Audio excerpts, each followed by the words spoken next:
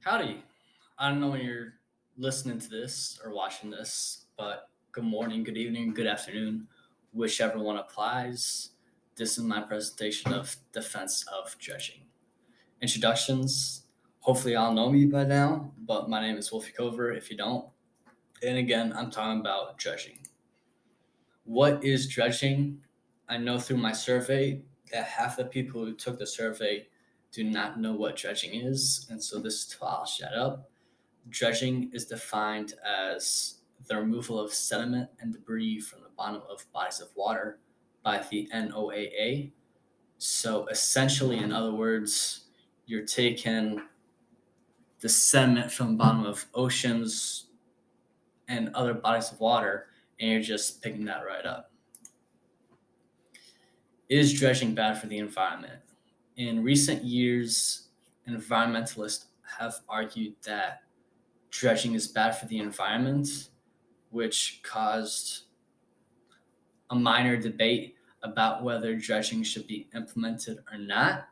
And so, like everything, dredging has two sides to a coin. And so, maybe. Yes, dredging has been shown to be bad for the environment.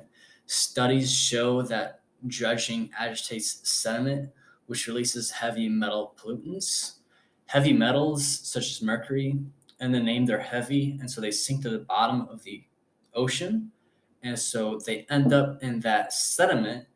And so when it's dredged, it agitates that sediment and releases it into the water, which dirties the water and ends up having mercury in the system of fish, which is why pregnant women are warned not to eat fish because it can result in mercury poisoning for the baby. No, on the other hand, International Geoform shows that dredging can be used to clean the oceans of plastic. Dredging is essentially just picking up the sediment from the bottom of the ocean. And so, even though it agitates the sediment, it can also be used to pick up plastic that is in that sediment. So, third world countries that are heavily industrialized, which suffer from plastic pollution, can use dredging to help clean up their shorelines. Plastic that is buried under the sand, additionally, cannot be cleaned except for methods that pick up that sand, which at the current timeline only happens to be dredging. And so dredging is especially useful in cleaning up plastic in the ocean. Additionally, I would like to add that pollution is not caused by dredging. Dredging does not cause pollution. Agriculture and manufacturing plants are the main causes of pollution. So, agriculturally, the world has 8 billion people, and so we need um, massive farms in order to feed 8 billion people. And so, in order to feed these 8 billion people, farms implement cases where they use pesticides oftentimes, and that pesticide ends up running off in rain and other such occasions into creeks, which ends up in lakes, rivers, and all our water systems. Here we can see a shoreline that's been polluted by plastic, and so dredging can help clean that up. Economic side. The NOAA values dredging as essential for the maintenance of maritime infrastructure. It is a routine necessary in waterways around the world because sedimentation, the natural process of sand and silt washing downstream, gradually fills channels and harbors. So, in other words, channels and harbors which help build world transport have to be maintained by dredging, which takes out all of that sediment which builds up in channels and harbors. Jobs research shown by Thomas shows that thousands of American jobs directly depend on dredging, and so outlawing dredging would result in all these jobs being lost. Um, Additionally, America is not a self-sustaining country. Sorry about that. And so the market has become worldwide. American manufacturing is no longer American. Places such as Ford and GMC have moved to Mexico. There is a lot of manufacturing that occurs in Vietnam and China.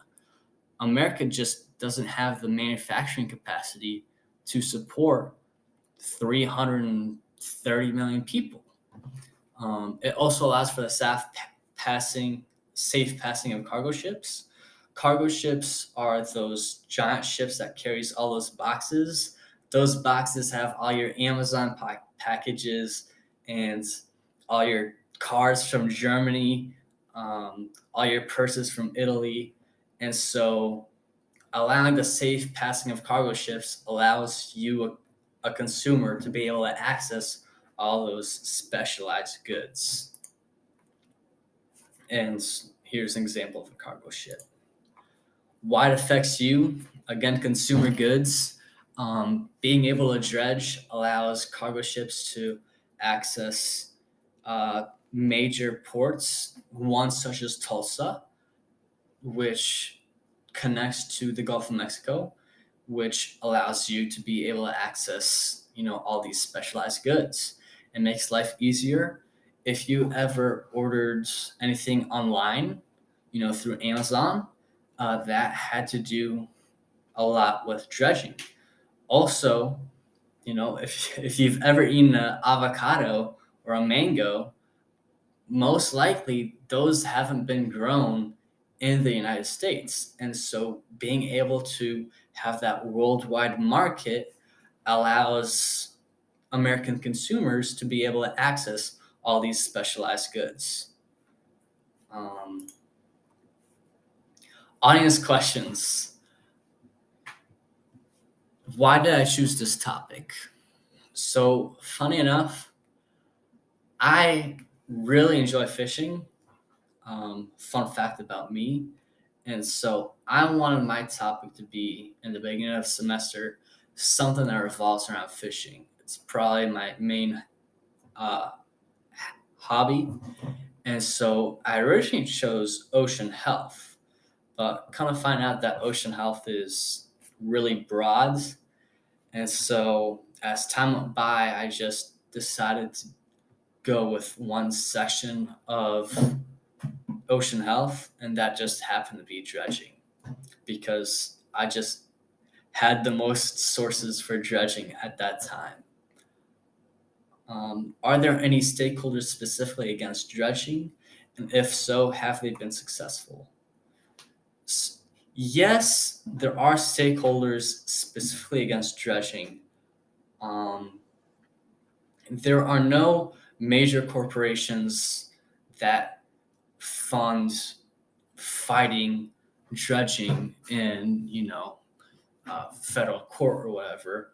But there are environmentalists who go against dredging, and they did have some success.